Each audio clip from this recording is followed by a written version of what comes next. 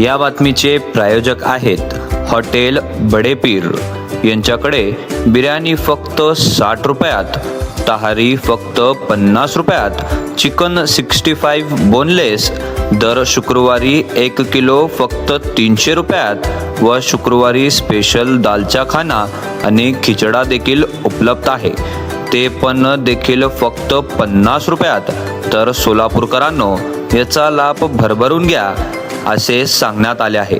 आमचा पत्ता मुस्लिम पाशापेठ, जिंदाशहा मदार चौक, सोलापूर।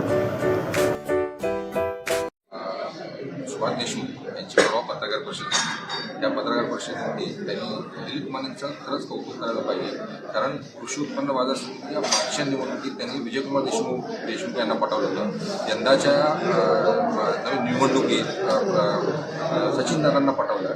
ही पाठवा खरंच तुम्हाला पटवलं होतं? बापू आमच्या पक्षाचे ज्येष्ठ नेते,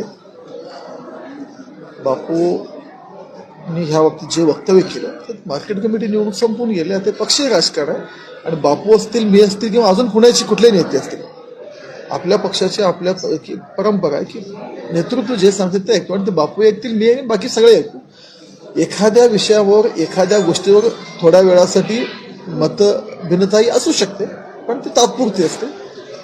पुढचा प्रवास कसा सुरू होईल, परत शेवटी पक्षासाठी, पक्षाच्या कामासाठी आम्ही सगळे एकत्र काम काही चुकीचं बोलले बापू, बरोबर आहे ना।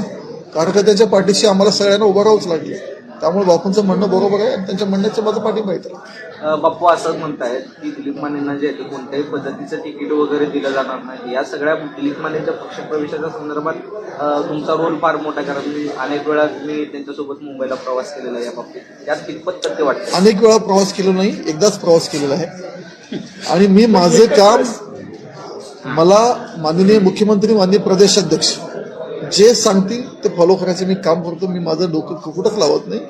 मला ज्या गोष्टीची सूचना, आदेश वरिष्ठांकडून आले, मी त्याचं पालन करतो। ह्याच्या पलीकडे मी माझं काही डोकं लावतो। काँग्रेस शहराध्यक्षांबाबत काय आदेश आलाय का वरून? काँग्रेस शहराध्यक्ष शहराचे नेते खुलासा करतील तुम्हाला, त्यावरती ते बोलतील।